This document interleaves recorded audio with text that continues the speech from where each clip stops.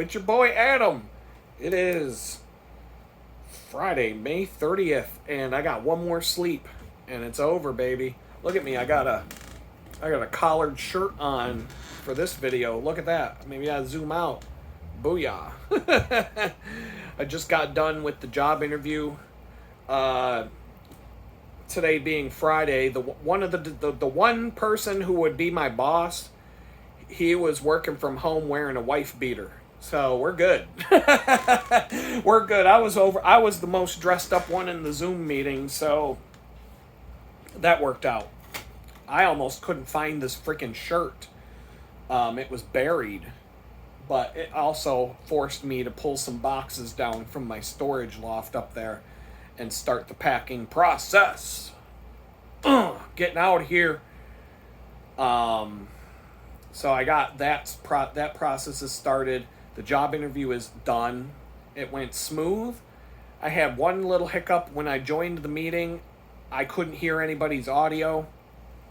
It was the first time I used Microsoft Teams on that Mac, so all the permissions had to be set. I tried to do it before the meeting, but sometimes you don't know if something's going to work until you actually do a meeting. Zoom, on the other hand, has a testing area inside the settings of the app. You can test your microphone, you can check to make sure that you can hear people, and you can check your video quality before you even join a meeting, before you even open a meeting. Microsoft Teams is a little bit like that, but when it came to me being able to hear them talk, I had to poke around. Took about 5 minutes, but then we extended the meeting by 5 minutes. Nobody gave a shit. Everybody knows that these things happen. If you ever work at a company that uses video conferencing, you always spend the first couple of minutes trying to figure out some bug. So nobody's holding that against you. I would never hold that against somebody in an interview. T-Mobile flaked out for like a half second. The video quality downgraded for a minute, but they could see my screen share. They could hear me talk. They could see my video. I could see theirs. I never cut out their audio. Thank you, T-Mobile, for not being shitty during that hour of my life, because leading right up to the freaking meeting, it was not looking good. It wasn't looking good. The connection speed on the upload was really low. It was like 4 megabits per second, and I'm like, son of a bitch. I'm putting my cell phone in the windows, walking back over to my computer, connecting to my cell phone as a hotspot, and on the one window here, I could put my phone in the window and get an upload speed of about 20 megabits per second, but the download speed was crap.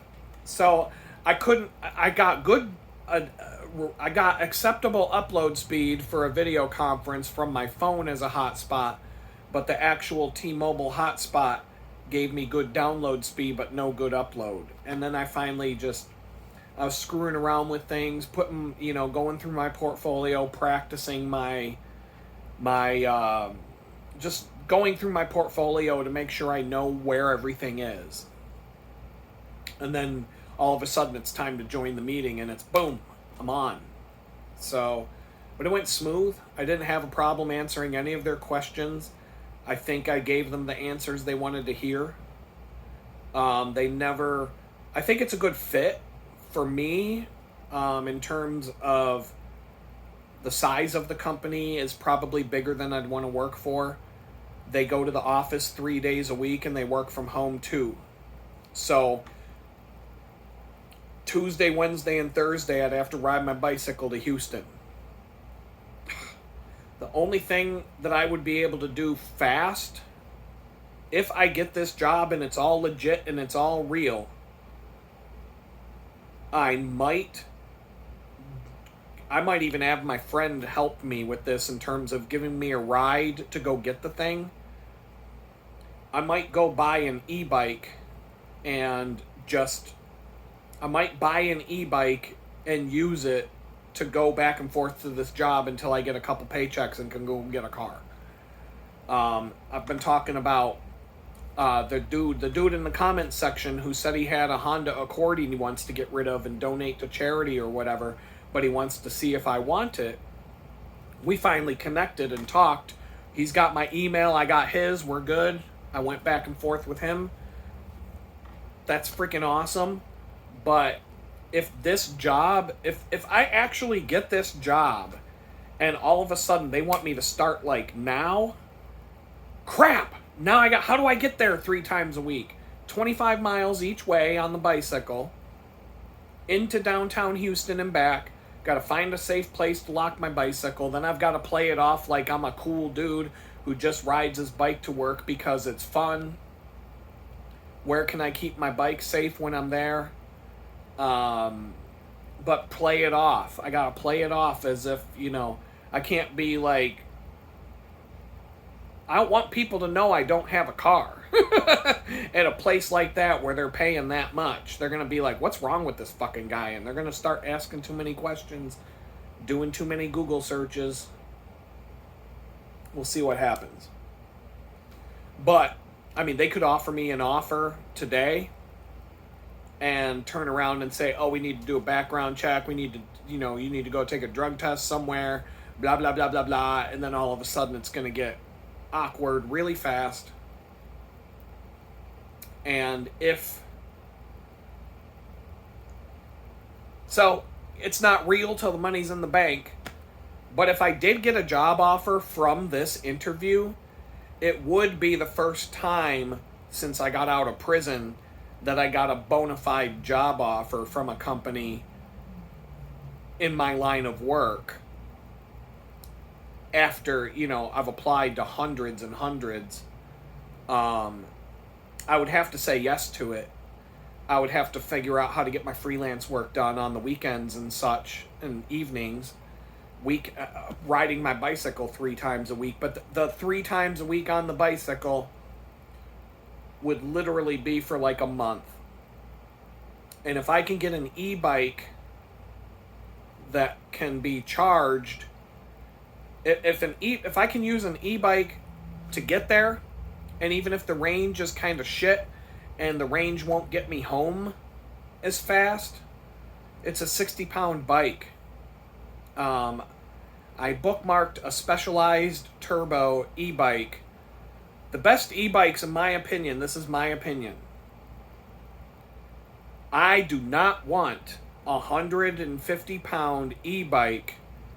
I don't care if it can go 75 miles an hour. I don't want a 150-pound e-bike that as soon as the battery dies, I'm stranded somewhere. Even if it has a set of pedals on it. Can you imagine pedaling a freaking electric motorcycle that weighs 150 pounds to get home? That's going to be a long, miserable day. A bicycle that's pedal assisted with a motor, the motor's going to give me a speed boost to about 25, 30 miles an hour.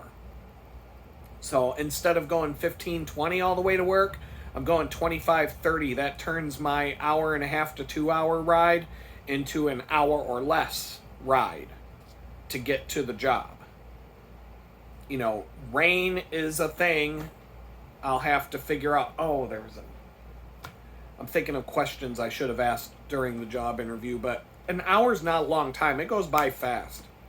It's not enough time to ask all the questions on both sides and to say everything, but that's good. Less is more.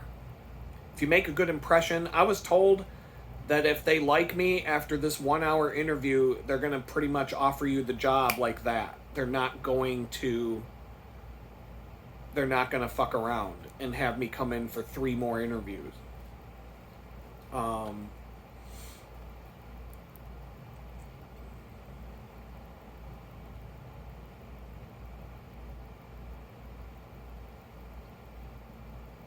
I don't know, man. It would change my life quickly if I could get a good job for a period of time.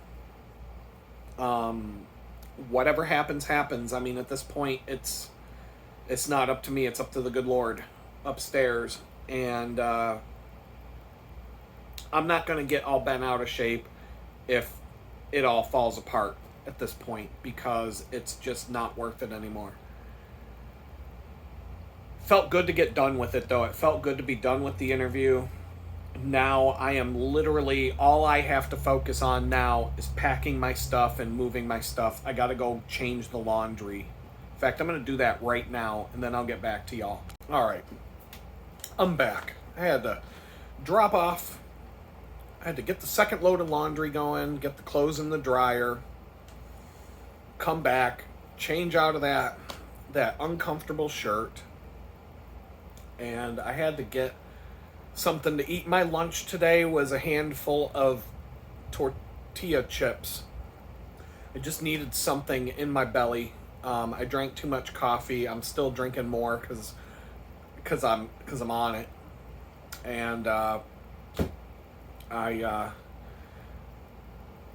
get a headache if I drink too much coffee without having any food in my belly, in my system. So I had to eat something.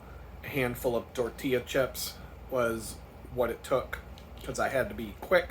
I pulled out something to whip up for my ghetto ass dinner tonight.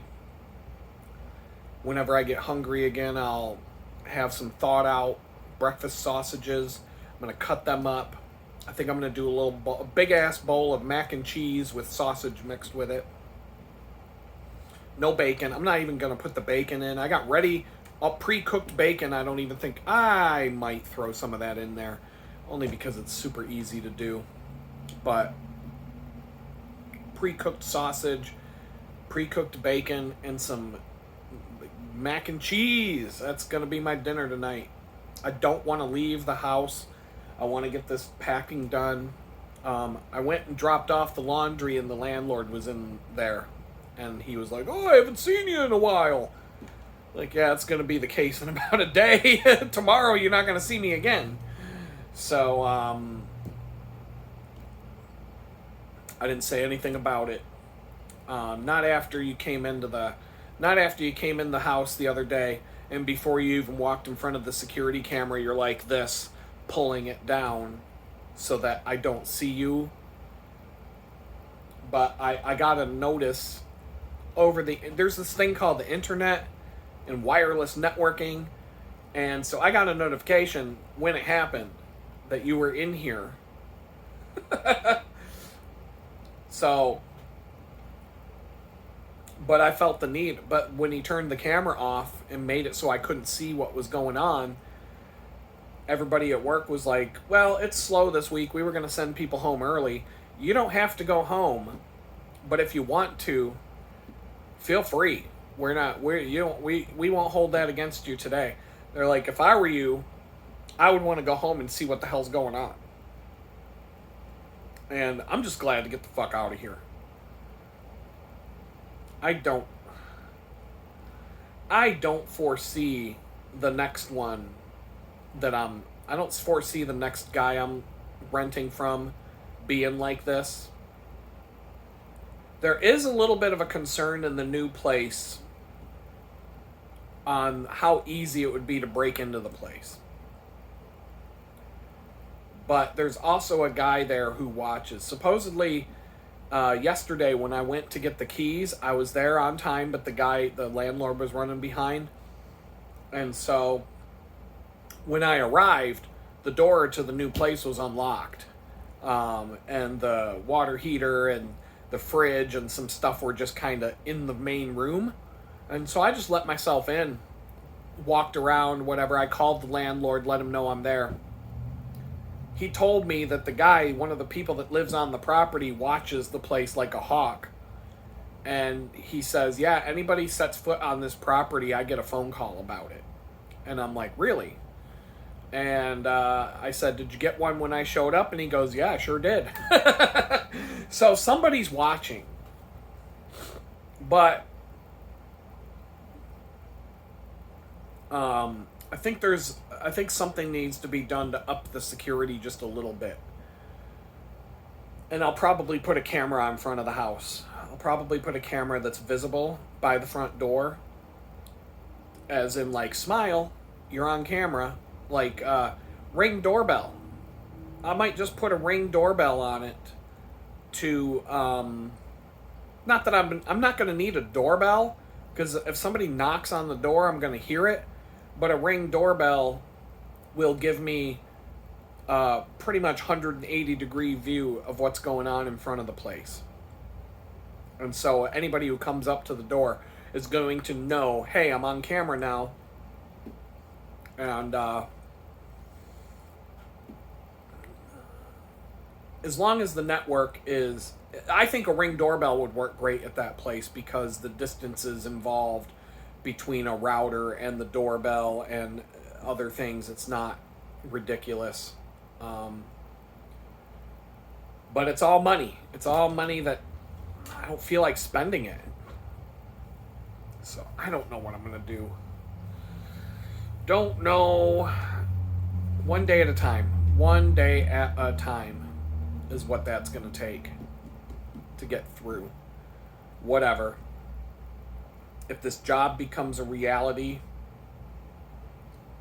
and it's just, when can you start? Fill out this tax form. See you on Monday. I don't even know. I would have to set my bakery schedule to working on Saturdays only. And I mean, if I get a job paying that much, I would probably do the bakery for a couple more weeks just to, just until I get my first paycheck. But then I would say, hey, I would tell the people at the bakery, don't take me off the employee list completely, but I'm starting a new job and I don't know, it might not last forever. I wouldn't want to just say I would never work here again. I like you guys, but I'm probably not going to be available for, the foreseeable future. But people come and go from that place. They have. If they like you, they'll let you come back. College kids, they leave, they come back. Sometimes they're on a 3-week break. They come in and work, and then they go back to college somewhere in another state. It's that kind of a job. So I don't have to. It's nice to have something like that in your pocket that you can fall back on if you need to. So I feel lucky in that regard that, like, I work with good people there. I don't hate it. There was a time where I didn't like it as much as I like it now, but I never hated it. It's just, it's a lot of work, but it doesn't pay the bills. It's not meant to. It's not a job like that. It's meant for college kids and high school kids to get, to put money away or to make some money for themselves. So that's what those jobs are. So it's not like I walked into that thinking it was anything else. For me, it was just put money in the bank and pay for my groceries, pay for the things I need to buy on Amazon. But it didn't do much to help me get on my feet. Other things that I'm doing are doing more in that respect. So, gotta move. I gotta get this done. Shouldn't be that bad. I don't think it's gonna be as bad as I've estimated 20 trips between the tiny house and the van, and 20 trips to and from. Take some stuff, come back. Take some stuff, come back. After 20 times, I should have everything in there. I'm literally counting the trips. And I'm like, 20 trips seems like... And if I have my friend coming to help, that's 10 trips apiece. We're out of here. If he shows up, I'm out of here in an hour. But I have to be ready. And that's the kicker. That's going to take some time. It's mid-afternoon right now. I'm not doing any YouTube stuff. I'm not doing anything except as soon as I get off this video with you guys,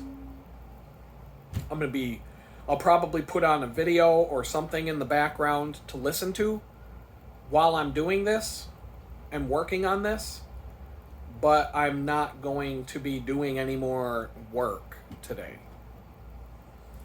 And I want to try and do this in an organized fashion to where I want to be able to do this in a relatively organized fashion so that I'm not, rushing and panicking tomorrow. But there's not a lot to do. It really isn't.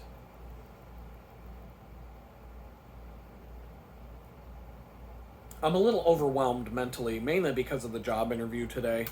But that's over with, and it went smooth. And there's, it's out of my hands from here. So we'll see what happens. I'm gonna be.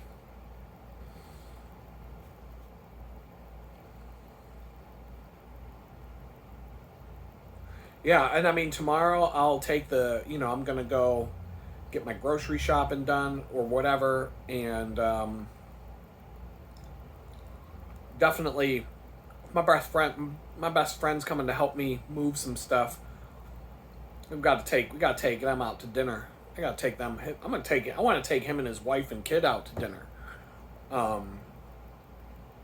don't even know where to go. But certainly got to do something for these people. So happy, so thankful for that. Oh, when I got that text today that he said he was going to come help out, he just doesn't know when he's going to be here because of he's got to train somebody at his job tomorrow morning, and he does IT work. They do work on weekends and nights, but his schedule is so flexible that he could just disappear all day, show up at 6:00 at night and work until midnight.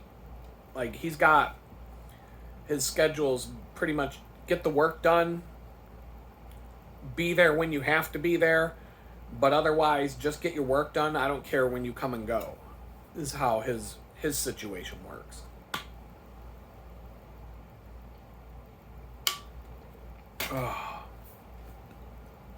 I'm trying not to think too far ahead, but if I have to go to a job in downtown Houston that's 25 miles each way,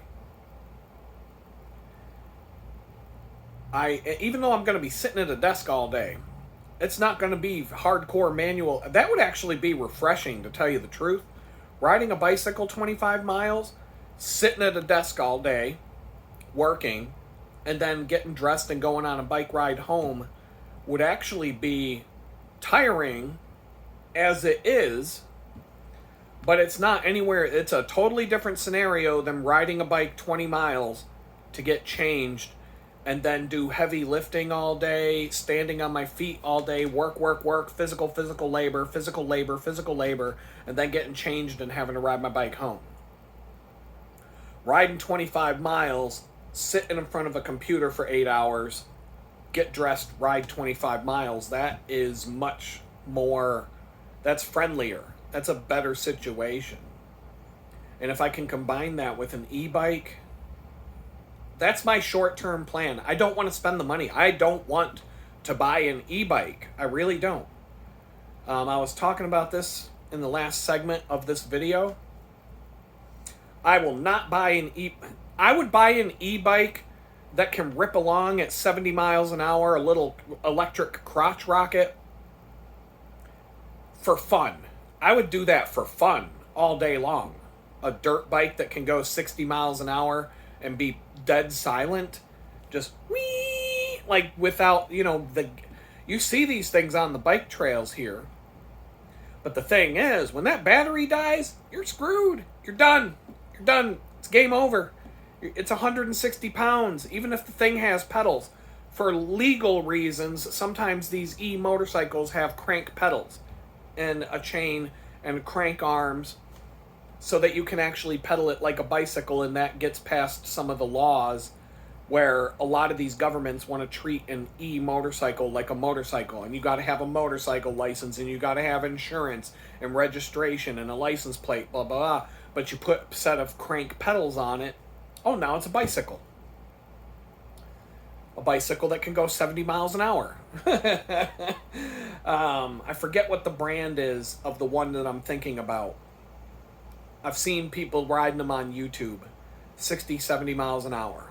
35-mile range. Now, I got to go 25 miles each way, so what's that going to do for me? Nothing. Where am I going to plug it in? When I get down in Houston, where am I going to plug it in?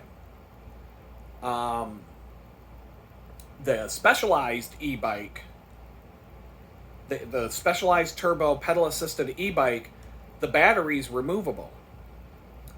I could now the charger for it is this big hunk of monstrosity. It's kind of a heavy thing to carry, but there's a bike rack on the back of the bike. I could take the charger with me, or I could buy a second charger, take it with me to the office.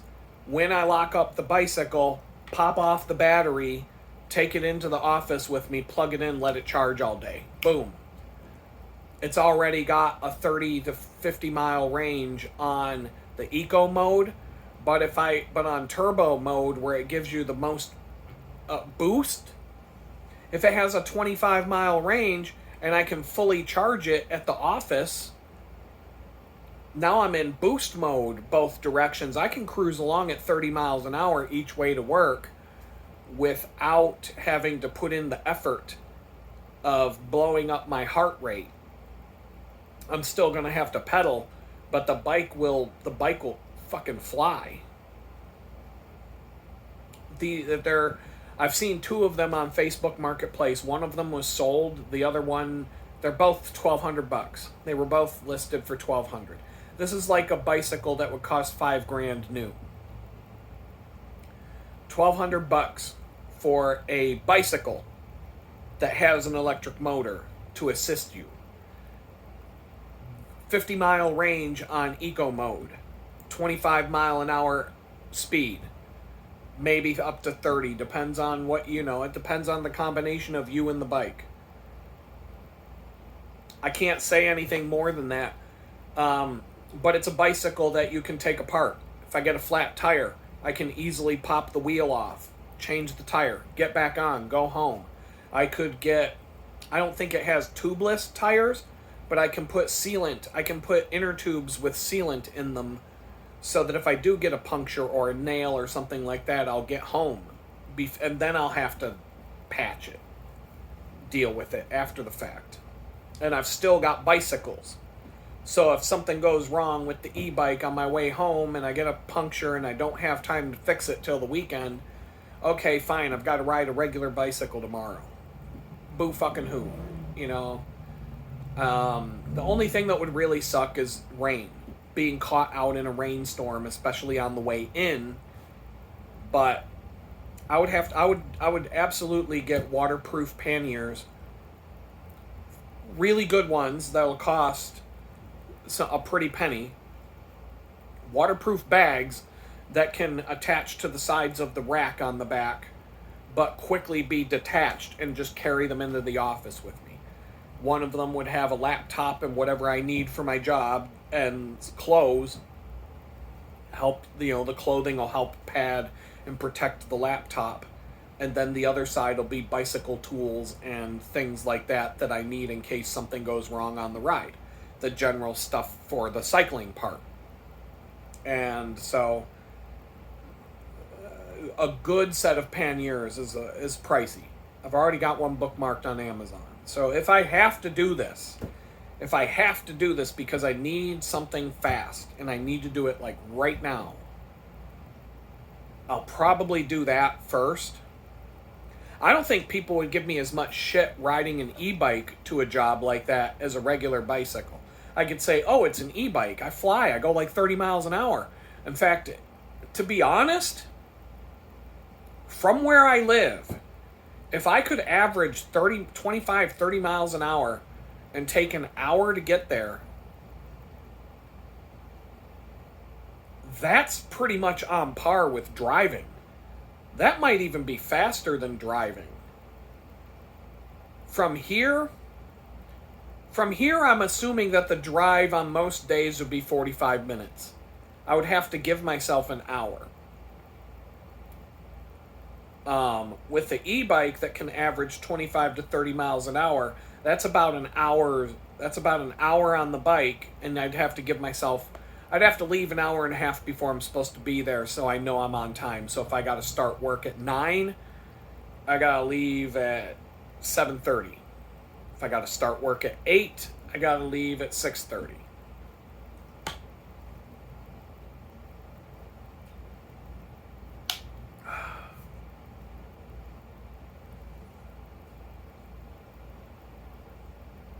I don't know. Either way, I mean, it would only be temporary. It would only be as long as I would need to do it until I can get myself a car. The guy in California who has a car for me, that could be a process. That could take a month. That could take a month from when I schedule somebody to pick up the car and deliver it here. And then when it gets here, I've got to go through whatever process of getting it.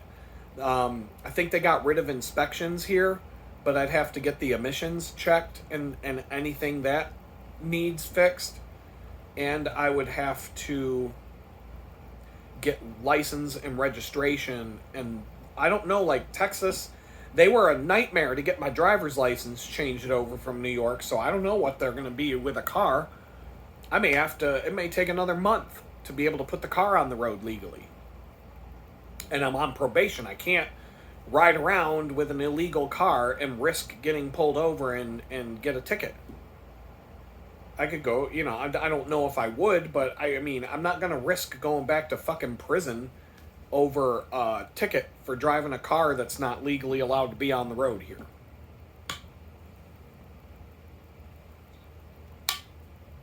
If I were in Pennsylvania, I would know what to do. I would know how to do I've bought and sold cars in PA many times. I would know where to go, what to do, what to expect, everything. I would know how the process works. Here in Texas, I have no idea. And I don't know anybody that knows. There are a couple people I can email back and forth to ask questions who live here and know. But even my friend don't have any. He's like, I don't fucking know, dude. I don't even know how we did it. Him and his wife, when they moved here, they went through hell trying to get their driver's license changed over. They came from Massachusetts. They went through hell getting their licenses transferred over and getting all their car paperwork done. They said it was a nightmare. It took a long time and it was a pain in the ass, and they don't have any idea how to do it because they don't even know how they did it. And so that's all I know, and I know what I went through. I went through 3 months of hell trying to get my driver's license changed over. Now I have it. I got to get my address changed on the driver's license. But other than that, I don't even know what's involved with that. But I'm not even going to worry about any of that until I move. But I'm hoping that I hope I get a job offer making really good money, because it will help my situation so fast. It'll be worth whatever hell I have to put myself through to get it.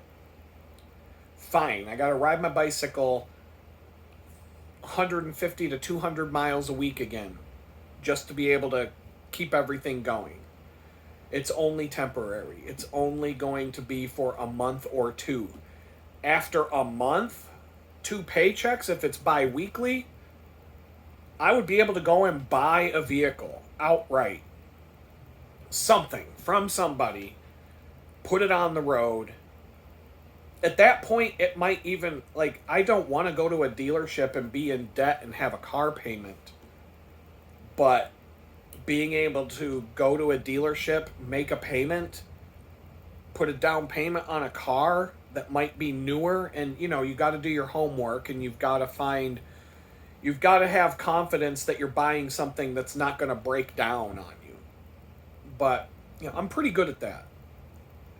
Out of all the vehicles I've ever owned, I've owned one that I would consider it to be a lemon. It broke down a lot, but not so much when I bought it. But later on, during the time I owned it, it became insufferable. Pontiac Grand Am. What the fuck was I thinking when I even bought the thing? I don't know. The sad thing is, when I bought the Pontiac Grand Am, I drove it off the lot, and I passed another car lot that had a really nice Jeep Wrangler sitting out front for the same price that I paid for the damn Pontiac, and I thought to myself, you stupid ass! You could have got that Jeep today. That would have been a much better buy. A much better buy. Wranglers aren't always reliable. They can be hit or miss. The one I owned That thing was that thing was a beast. That was the second most reliable vehicle I ever owned. The one that was the most reliable was the XJ Cherokee, the 1996 Jeep Cherokee. That thing was a tank. You could not make that thing break down if you wanted to. And believe me, the people that stole it from in front of my house one night tried to destroy it, and they couldn't make it stop running. The fire department had to put out the fire when it caught on fire, and the engine still started up. One turn. Didn't even flinch. The most reliable vehicle I've ever driven. I mean, the Wrangler never left me stranded. Well, there was a situation where it wouldn't start, battery was drained, but that was my fault.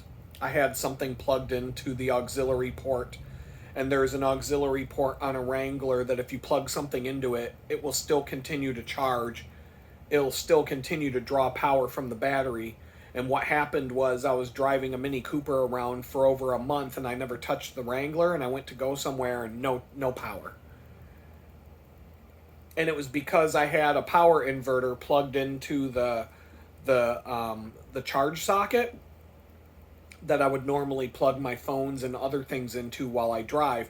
I forgot to unplug it, and it was a slow leak, and it drew the battery down to nothing. But as soon as I charged the battery, the thing was fine.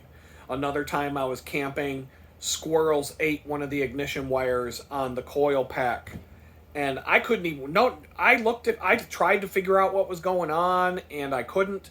The engine ran, but there was a misfire. One of the cylinders wasn't firing. And this would have been a 20-mile hike. This would have been a 20-mile hike for me and my 9-year-old son to go on just to be able to get somewhere where we could make a phone call. So the vehicle ran, but the check engine light was flashing. It was riding real rough. I'm like, this is probably stupid, but I got to do it. So we drove that bitch all the way home. We drove it up to Civilization. We parked in the gas station parking lot. We tried to figure out what the hell's going on. Somebody saw me looking under the hood, came over and looked at it. We're all looking at this. We can't figure it out. Somebody offered to drive me home if I wanted to get it towed, and I was within towing range for AAA. I could have had it towed. But I'm like, you know what? Fuck it. We just got in the Jeep. I'm like, we're an hour from home. We're an hour and 20 minutes if I go 45 miles an hour. We took the back roads. We stuck to 40 miles an hour.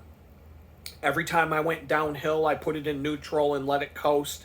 Anytime we went uphill, I just crawled 20 miles an hour or so with the hazard lights on. Anywhere flat, 40 miles an hour. The speed limit was 45, so I just limped it home. I limped that thing home and just basically kept it in an idle. And when I got home, I took it over to a shop. They're like, you didn't even do any damage to it. You're like, your vehicle runs fine. We checked your cylinders. There's not, sometimes you can get fuel built up in the cylinder because the cylinder wasn't firing. But in your case, everything's fine. It's all good. Like, he's like, looks like a squirrel ate one of your wires, and he showed it to me. I'm like, son of a bitch.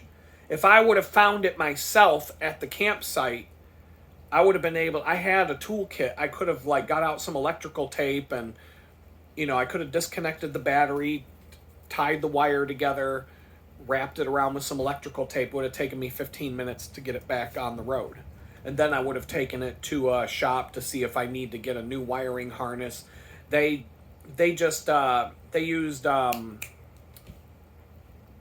can't think of words right now. Shrink tubes or whatever, where you put both ends of the wire in a tube with a metal connector, and then you use a hot gun and it shrinks. They used that to fix it, and then they wrapped it up with some electrical tape and put it all back together, and they're like, yeah, you're good to go. They're like, I wouldn't do this again.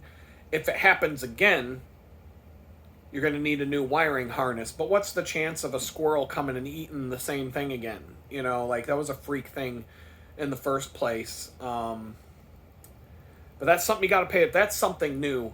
I was like, gee, I've never had that happen before. Squirrels climbing up into my vehicle and animals and mice. Yeah, I've had that happen, but I never had a squirrel just climb up and decide to eat the wires. I know other people have. It's not extremely uncommon for something like that to happen, especially when you live out in the middle of nowhere like I did. I had animals up in my vehicles all the time. I left my Mini Cooper parked in the parking. It was a parking lot, but it was my driveway. It was the size of a parking lot. I left the Mini Cooper parked for a couple of months in the middle of winter because the roads were too icy and I didn't want to drive it. And normally I would drive it. I wouldn't go 2 weeks without driving the car. I wouldn't leave a vehicle. Most of the time, if I own more than one vehicle, I will drive them at least once in 2 weeks. Once every 2 weeks. Just to keep the fluids from settling. Vehicles don't like to sit. They're meant to be driven. Letting a vehicle sit for a long time is worse than driving it all over the place. So, but I let the Mini Cooper sit for 2 months, popped the hood open, and there was a freaking animal nest in there. Some animals had turned it into their fucking home. I had to clear all that out. It was ridiculous. 2 months is all it took. Sitting, but it was cold, it was winter. Animals, these mice or whatever the hell it was, squirrels, whatever, they're like, oh, this is a perfect place to make our home. Until I started up the vehicle one day and they're like, oh, what the hell's that?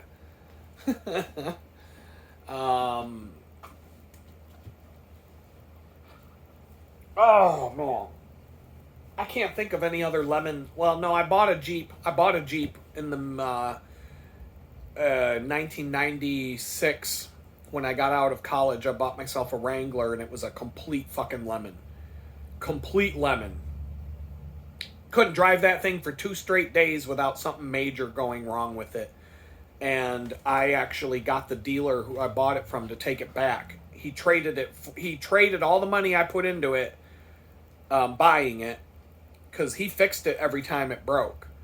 And after the 3rd time it broke down and it was a major thing, I didn't have to go lemon law on the guy, but the guy took the vehicle back and allowed me to roll the money that I put into it on this other vehicle. It was a Ford Probe, which is a Mazda with a Ford logo on it. Really reliable vehicle. That was a really good vehicle. You don't see them on the road anymore. They're ugly, and like back in the day it looked pretty cool, but not by today's standards. But so I had a Ford Aerostar minivan that was given to me by my parents. That thing was trash. That was a lemon. That was a piece of shit. That broke down all the time. I wouldn't even take it to college with me because I felt like it would just sit on the side of the road broken down. I wouldn't be able to afford keeping it on the road because it constantly broke down. So I just left it in the driveway when I went to college. Said, do what you want with it. I don't want this anymore. I can't afford to keep it on the road. The Jeep that I bought was a lemon, but I traded it back to the same dealer for a car that turned out to be reliable. I had an IROC Camaro. That was reliable. That was a good vehicle. I didn't have it for long because someone stole it and trashed it. When I got it back, it was totally destroyed. But that was a freaking awesome car. I loved that car. After that, what did I get? I had a Toyota Tercel, mid-80s Toyota Tercel. Super reliable. That's another car you couldn't destroy it if you tried. Then I got the Grand Am, total lemon, piece of shit, hated it. After the Grand Am, I got the Grand Am was followed by the Jeep Cherokee, most reliable vehicle I ever owned. That thing was freaking awesome. I wouldn't hesitate to buy one of those as long as the body's in good shape. Because the engine, you just know, the engine's gonna go forever. It's the Chrysler Straight Six. Those things are pretty indestructible. I mean, you still see them all over the place. You see them all over the place. There's a reason. why the vehicle from 1996 is, you see them everywhere you go. There's a reason for that. They're reliable. After that, I got a Jeep Liberty. It wasn't a lemon, but it wasn't good. I never liked it. I never liked the vehicle. I'm telling you, within 3 days of buying it, I wish I had not. But it was too late. I didn't like the transmission. I didn't like the way it shifts. It was an automatic. There were so many things about that vehicle I didn't like. There were things I did like. It wasn't, I got the trail badge rated top of the line Renegade Jeep Liberty, the Renegade edition, like the decked out version. But it sucks. You don't even see them you don't see very many of them on the road anymore. Because they suck. They just suck. It never broke down. It was always reliable enough to get me to and from and where I needed to go. But things were always breaking on it. And it was stupid shit. Like window motors and window, like the window things. I don't know what the part is called. The only way to properly fix it was to get an aftermarket replacement from a guy who CNC machines them. The air conditioning compressor would die. I changed that fucking thing out 3 times. And it died each time. I had a good source to do it relatively cheap. About $500 each time it happened. When it died, I would just let it go. But eventually the clutch would burn out and it would start smoking and and it would just make you feel like your engine's about to catch on fire. And so then I'd have to pull the compressor out, replace the compressor, which means, now the AC works again. But you got about 3 months before the AC compressor falls apart and breaks again. 3 fucking times I had to replace that thing, and each time I replaced it, I didn't even get 6 months of AC out of it. There's some other things wrong with those Liberties. Nobody likes them. Nobody liked them. Everybody hated those things who bought one.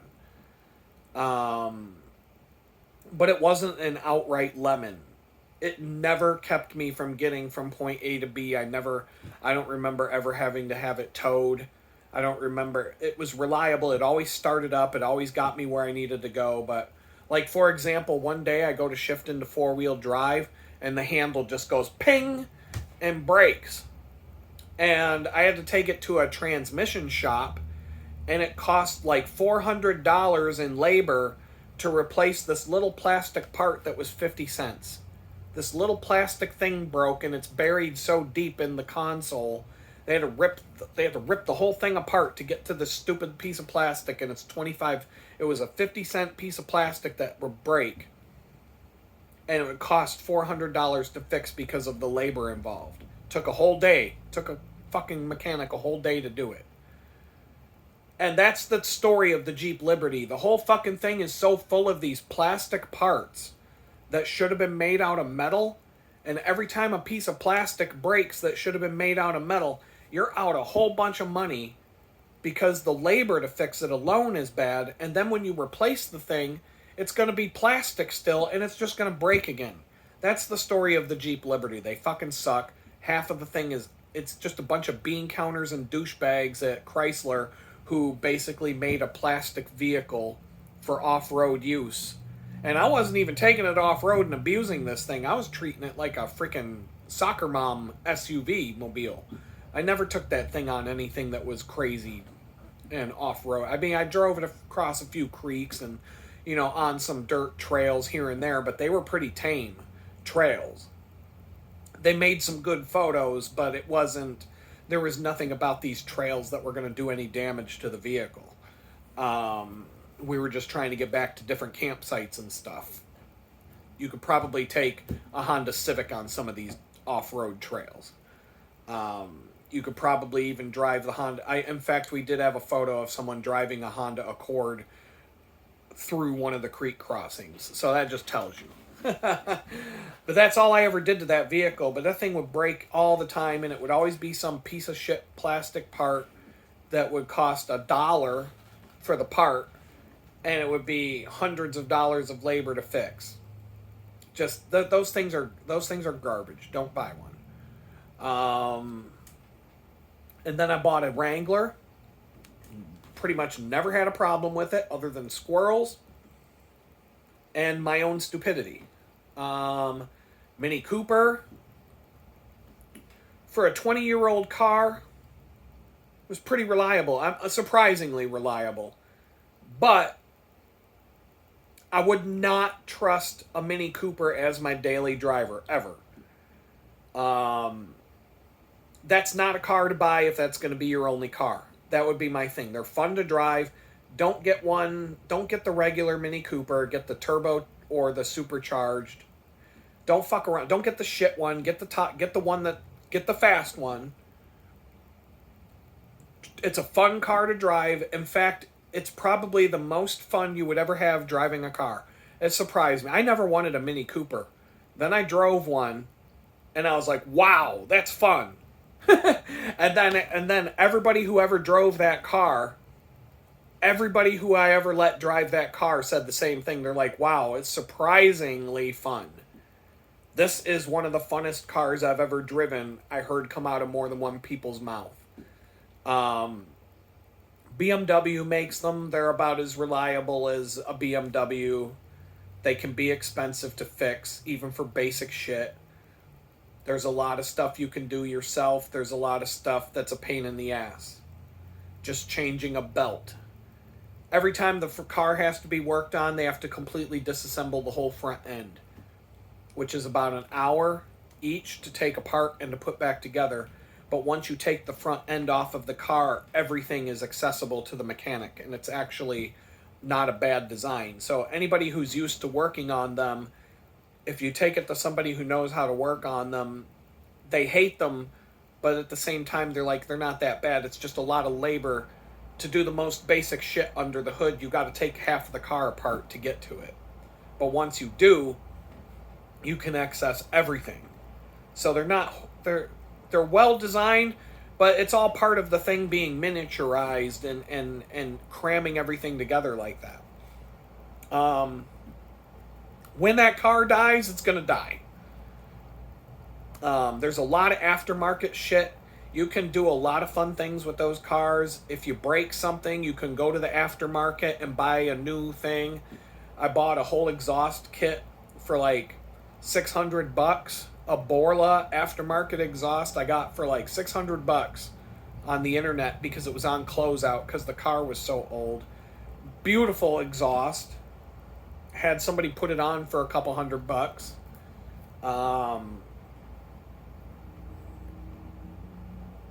There's always something wrong with the car. A little sensor, O2 sensor goes bad. There's always something. There's a check engine light would come on. You'd fix something. A couple months later, check engine light's back. It's something else. I was pretty diligent about keeping it maintained, but it was a daily driver. I didn't maintain it like a showpiece. I didn't try to keep the car perfect. It was in the condition of a car that you drive regularly. It wasn't like I was trying to make it a... I would take it to the car shows every year at the Vintage Grand Prix. We had a whole Mini Cooper section. And mine was the oldest daily driver Mini Cooper in the whole section. So I got a lot of like love when people would see my car, and I would do the best I could making it look nice for the show. But you would look at mine compared to the other ones, and you would be like, yeah, this guy drives this every day. This isn't a showpiece car. This is a daily driver, and look at it. It still looks nice. It's still in good shape for being 20 years old. My God, this is a beautiful car. But, you know, there was always something wrong with it. It's 20 years old. So I don't know. I can't speak to the reliability, but I probably put $1,000 a year in repairs. And it might come all at once, or it might be like 200 here, 200 there. But from what I remember, I spent about $1,000 a year keeping it in good shape, and I didn't drive it a whole lot. But I consider it to be a good car. I just wouldn't rely. I never felt like I could trust that car to go on a long distance drive. If I ever had to go outside of AAA, I had a 120-mile towing range from AAA. 120 miles from my house. I'm like, fine, I'll go anywhere in that 125-mile circle. I won't go 126 miles away from home. I'll take a different vehicle. Because I never needed to get the Mini Cooper towed. Well, I did have it towed once from my house, but I was able to get it home without having it towed. And then there was another time I was going to call a tow truck, but I pop started it by pulling the clutch. I threw it into neutral, put it in reverse, backed down this slope, popped the clutch, the engine started right up. I'm like, all right, I'll be right over. Boom. Don't need to call a tow truck now. It's 10 minutes to the auto garage. I'll go straight to the garage. We'll see what happens. I would not trust that car on a long trip. I would not go on a multi-day trip going across the country in that car. Wouldn't trust it. Wouldn't trust it at all. But it never really gave me a reason to... It just, 20 years old, it just wasn't... That wasn't what that car was for. That car was to get me to and from work. That's all I really used it for. And as a spare vehicle in case my Wrangler had to go into the shop, I still had this other car. The car cost me $5,000. So it wasn't like I spent a lot of money on it. And I sold it for like $4,000. I did put some work into it over the years. So I got back most of what I paid for it, and I owned it for 5 or 6 years.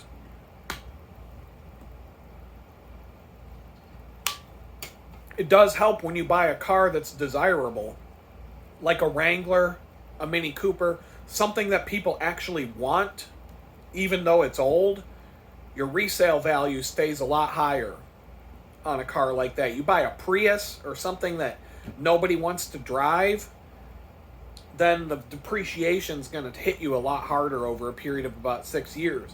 But you buy a used Wrangler for $5,000-$6,000 and drive it for 6 years, you can turn around and sell the thing for $5,000. I see people do this shit all the time. I almost bought an FJ Cruiser. Would have cost me $13,000, and it had about 100,000 miles on it. But I bought my Wrangler instead, and I got a much better deal on the Wrangler. But the FJ Cruiser, that same FJ Cruiser, 10 years later, not even 6 years later, that same FJ Cruiser, people were selling them for $25,000, $30,000 that had 200,000 miles on them. I could have bought the fucking thing for $13,000 with 100,000 miles on it, and as long as it was still in good shape, when I got to 200,000 miles on it, I could have sold it for $20,000, $25,000.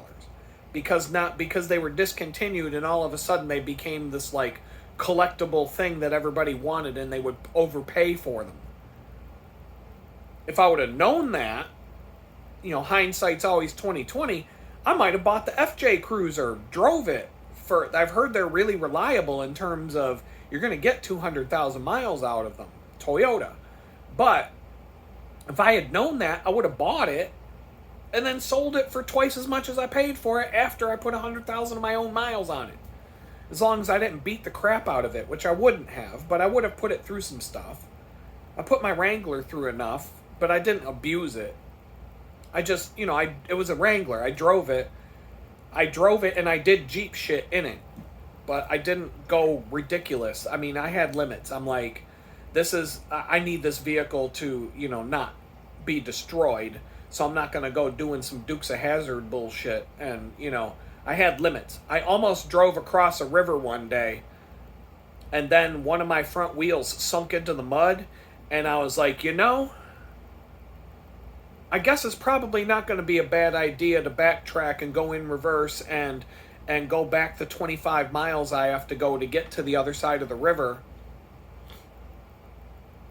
Google Maps said that Google Maps told me I could get from here to there. I'm looking at something that's like 300 feet away.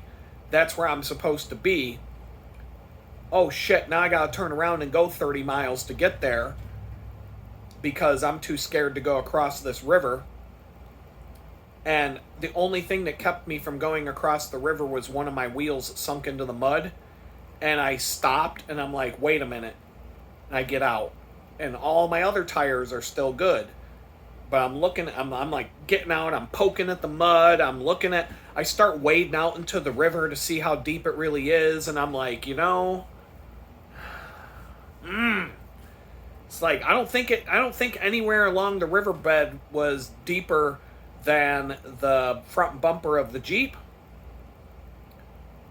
But I'm like, this mud, this is not a stony rock. I'm like, man, if I get stuck out here, that's the end of it. That's the end of it right there. I'm fucked. And I'm still like a 4-hour drive from home on a long distance trip in the wilds of southeastern Ohio. And I'm thinking, what sucked is I had to reverse all the way. I had to reverse for about 2 miles because there was nowhere to turn around on this dirt trail. So I had to go 2 miles in reverse before I could find a place to turn around. Then I had to go like another 27 miles or so to get to where I was trying to get to. All because I pushed out crossing the river. But then going home, there was so much mud on that front tire. Anytime I got going faster than 40 miles an hour, the whole Jeep was starting to shake like this because the wheel was out of balance. So I found a car wash. I went through a car wash. Now I can go about 45 miles an hour because there's still mud all over the place in there. So I go to another car wash with where you put the quarters in and you get the pressure washer hose. And I'm getting up in that freaking wheel and I'm everywhere inside that wheel, like just trying to get everything out of there, every piece of mud. And now I can go about 55 miles an hour before the vehicle's shaking all over the road.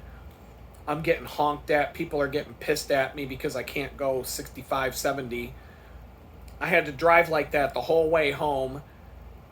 Then I take it to the shop and I'm like, can you rebalance my front wheel? I don't know what the fuck's going on. They pulled the wheel off. The whole thing inside, the whole wheel well was still caked in mud. And they didn't even pressure wash it off for me. They just balanced the wheel as it was. And I'm like, come on, man. And so as I started driving and the mud starts flaking off and rain gets in there and all that, and I get in there with hoses, and I get in there and I'm chiseling it off myself, I had to get the wheel rebalanced again after I got all the mud out of it. So that was a good sign that would have been a major act of stupidity to try and drive this Jeep across that river. That would have been the end of it. I've seen lots of videos on YouTube of people who decided to keep moving forward when I decided to stop. And I'm like, you know what? I don't want to be one of those people. I don't want to be one of those people. I just want to go home.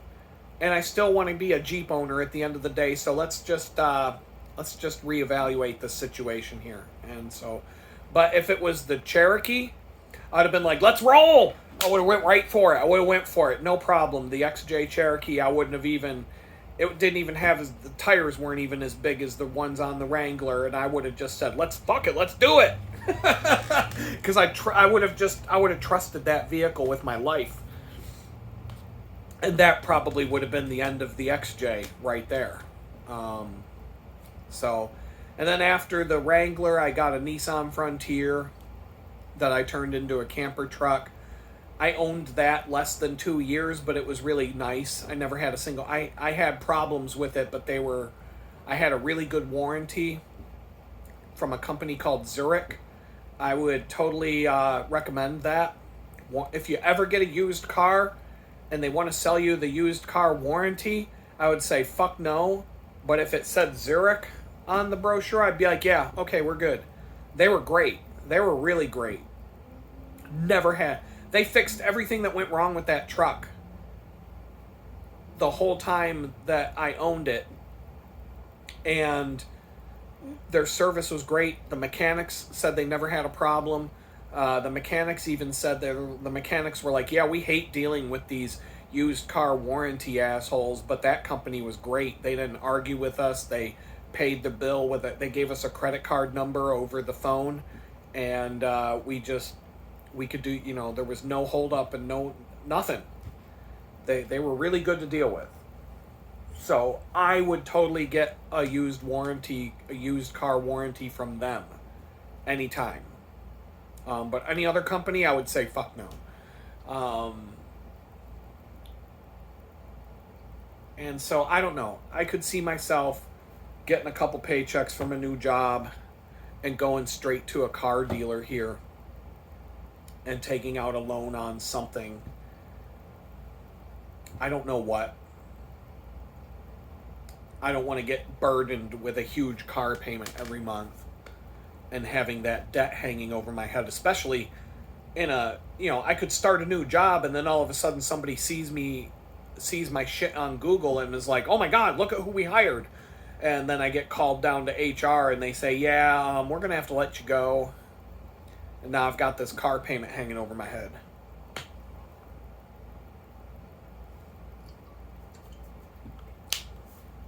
But if I can get something reliable, under $10,000, that's good on mileage, that's a reliable vehicle, that I'm not going to have to sink tons of money into repairs for, and my car payment's $200 a month or less, that's all possible. The insurance payment's cheap. And the fact that I can just go to the dealership, pick out the vehicle, put the money down, drive away with the license plate and everything all set, all the paperwork's done, and not have to deal with the bullshit Texas government, that there's something in that right off the... But, somebody wants to send me a car, why would I say no to that? The only reason I would have to say no to that is that by the time I pay for the car to be sent here and pay for everything else that needs to be done, it'll end up costing me as much as just buying a car here. But even if that whole process costs me $1,200-$1,300 to get a car sent here and go through the whole rigmarole of getting it legal on the road, I can't get a reliable car here in Texas and Houston for $1,200-$1,300. I've been looking. If I could, I would have. If I could, I would have tried already. I've had more than one opportunity to where I had the money in the bank that I could go and do that with. And that was before I moved. Because after I moved into this tiny house, money got tighter. But I was looking for, $2,000 or less. And it was just one jalopy after the next. And every car description was, it runs great, but it needs a new engine. Okay? Runs great, but transmission's fucked.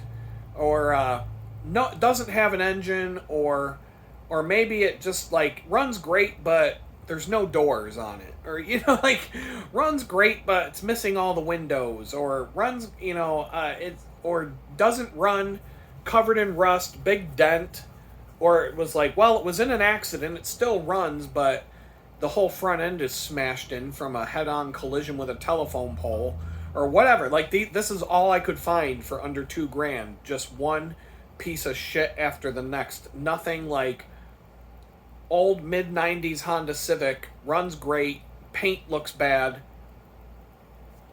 Nothing like that. No reliable car that might not be a good-looking car, but it runs good, has good tires, will pass inspection. If I could have found something like that between $1,000 and $2,000, I would have already done it. I would have had the money back in October or November, let's say, and I was working more hours at the bakery. If I could have found something like that, I would have done something like that. I was looking. I couldn't find anything. I think car prices have gotten kind of stupid lately. $5,000 was about the price that when I look online, now maybe I'm looking in the wrong places, but I was checking Craigslist. Craigslist is where you go for the bottom of the barrel car deals. Facebook Messenger, Craigslist, the bottom of the barrel is going to be there. The $1,000 looks bad but runs good car is going to be on Craigslist before anywhere else. But I couldn't find shit. I couldn't find anything. I looked multiple times a week. Couldn't find nothing.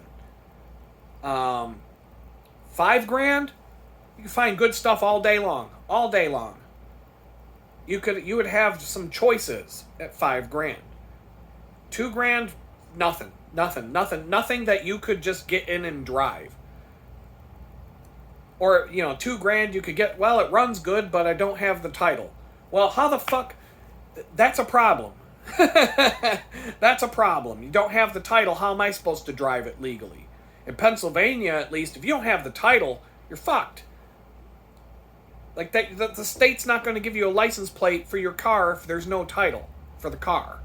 There's a whole shit show of a process you got to go through if you don't have a title.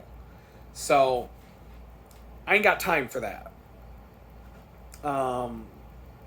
So there's all kinds of things like that go with this kind of a thing. And, but like I said, $5,000 all day long, I could find a good deal. $2,000, good luck. That's what it is around here in Houston anyway. So that's why I was kind of leaning towards, looks like if I can come up with a couple $1,000, I can go to a dealership and get something in the $8,000 to $10,000 range used. Put $1,000 to $1,500 down. Have a little bit of money left over for whatever I gotta do. Drive off the lot with the license plates attached and everything done and legal. And go on my merry way.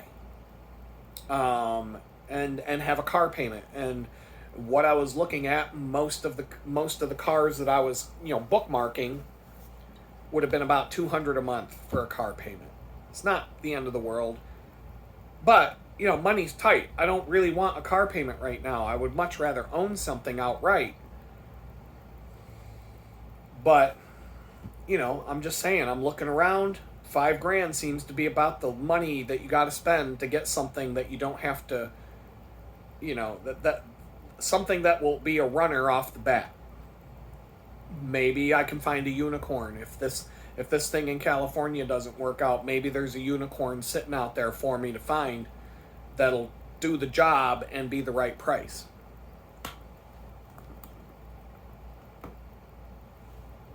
I don't know. All I know is that today I gotta get busted a move. I got about 6 hours before I'm gonna fall out fatigue-wise. But it's like I don't got that much stuff to pack. That's why I just keep pushing it off. Because I know I'm getting panicky for no reason. I gotta go change the laundry again and get that out of the way. Now that I've been sitting talking to you guys for an hour. And I might get back on and do another quick video after I get, after about 10 o'clock tonight when I don't have energy anymore. And whatever I haven't done today, I'll have to do tomorrow and get the fuck out of here. But anyway, it's been good talking to y'all. Leave some love or troll comments down below. Whatever. I don't care. Peace out. All right, well, one more sleep in this tiny dump, and I'm out of here. This place started to get really cramped and show me how tiny it really is. Once I started packing, you can see I've left my desk unpacked, but you can see I do have a lot of things packed, and I'm ready to go for the most part. That black cabinet's empty. That thing's just about ready to go. I gotta wash some dishes after I eat here. I just cooked up some mac and cheese, a big giant bowl that I won't be able to finish. I'll just put the leftovers in for probably cold mac and cheese breakfast. But this place is 10 feet by 20 feet. And a nice thing about this black cabinet's not going with me. That's not one of my things. There's a number of things in here that I'm getting help tomorrow moving, so this should go pretty quick. A lot of this bric-a-brac stuff, like I've got a couple of backpacks I can still fill with stuff, but it there's a lot of small things to move, but once I get the bigger stuff out of the way and packed, this cot folds up real easy. But I'm sleeping on it tonight. And there's going to be a number of trips running back and forth to this vehicle, but when I get to the new place, everything's going to unpack very fast, very, very fast. It's going to take 10 to 15 minutes to unload the van at the new place, but it's probably going to take a good chunk of the morning tomorrow to get through this. And so I'm just glad to be done with this mess, with this dump of a place. I'm glad to be out of here. I expect things will generally go smooth. Once I get some of this space cleared up, that table that's sitting there with my big giant bowl of mac and cheese, and this little table folds up into a tiny little bag. This chair that I sit on, that folds up. Everything, once I get this cot folded up and moved, like rolled up and out of the way, it'll open up a lot more space for me to just start arranging things a little bit better. And I might need to get another storage tote, maybe. I've got 2 big giant backpacks I haven't even touched that I can fill up with stuff. But other than my computer equipment, I want to take more care with tomorrow. But it really isn't that big of a deal to tear that whole thing down. I have a couple of bags that are specifically set aside just for that. And it's really not as much as it looks like. I'm in a pretty good place. I mean, it really doesn't look like it when you're looking at this, but this is what it looked like when I moved in here. It was just everything's piled up like this, and just I've got a 20-foot cargo van to fit all this stuff in. It'll fit. This room is 20 feet long by 10 feet wide. In the new place that I'm moving into, I found out my cycling shoes that I measured everything out with are exactly 12 inches long from heel to toe. So all the measurements that I took in the new place are accurate down to the exact inch. So the new place that I'm moving into is, the first room of the place is 10 feet wide by 20 feet long. The same size as this, but the ceilings are higher. And it looks a hell of a lot nicer than this. Full-size stove, full-size fridge, kitchen sink, double sink. And, there's a few other things, but not much. There's a cabinet that I don't know what I'm going to use it for just yet. Then the second room in the new place is 13 feet long by 10 feet wide. So it's a whole nother room. Imagine another 13 feet of space beyond this back wall. 13 more feet in a separate room with a door. And then the bathroom is about 6 feet deep with 10 feet wide. And it will have a hot water tank inside the bathroom, taking up some room. So that I wish that was outside, but whatever. It is what it is. I'll do whatever I have to do to make that look more presentable once I have time to get into there's a guy on here, I think his name's Chris. He's an interior designer who's always bitching at me about how ugly this place is with these ghetto Velcro curtains. These crappy ass Velcro curtains that I never bothered to iron because I don't care, and I frankly don't even own an iron right now. Put this back. Oh, you can see the wonderful job they did insulating these windows there. You can see why I've never pulled these curtains back. I don't want to see what's on the other side of them. But, as I go through and just, keep putzing around with this room, cleaning and putting things away, it's starting to get cramped, and it's starting to give me claustrophobia and starting to kind of make me feel crummy. So I'm about to quit for the night. It's about, it's 8:30 in the evening. I wanted to quit around 10. I'm going to sit down and eat. And then I'm going to do the dishes. There's a few bottles and some things to wash here. I'm going to do that. Figure out where those go. Most of these bins are full. I can probably fit a couple of things in them. But there's going to be some time tomorrow that I'm going to have to take to clear out the space that I can clear out in here and get it all in the van, the moving van. This desk will be the first thing probably. And I can take the drawers out individually and carry those over. Then the desk can be moved without even having to take out the stuff that's in the top compartment of the desk. That's the hardest thing to move out of everything here. And then there's a big storage tote here, a big long one. And without really giving it much thought, there's some heavier stuff in there. Mostly that's just all groceries and food that came out of the cabinet and stuff, and toiletries and bathroom stuff, and just all like basically a grocery shopping box. And then I've got some big bags up there. Everything up there is ready to go. It just has to be pulled down and taken out.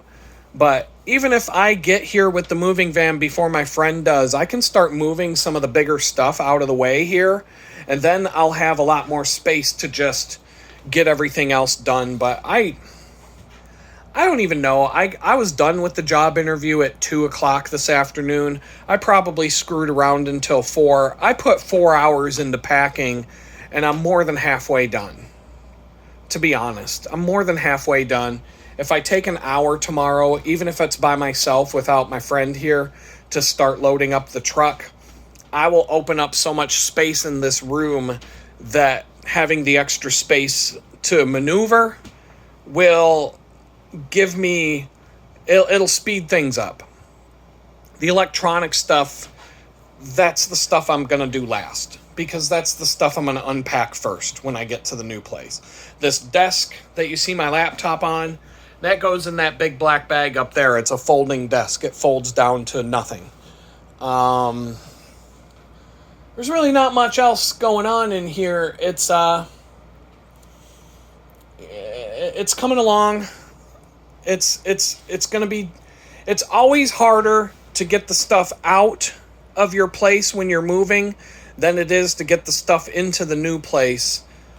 And into the case of tomorrow, I've got to go on a pretty long walk with every box and everything that I take out of here to go to the van that I'm moving with. But the van, when I go to the new place, I can park 3 feet from the front door. So I'm only going to have to take 3 or 4 steps from the van to the new place to drop stuff off once I get there. So it's really, the bulk of the work is going to be getting everything out of here and into the van. But it's all going to work. It's all going to work. I'm not worried about it. I'm really ready to be done with this and ready to be into the new place and ready to start my new life. And there's other opportunities. The job interview today might turn into something, or it just might turn into another background check gone bad. So we'll see what happens, but I'm going to let y'all go. Peace out.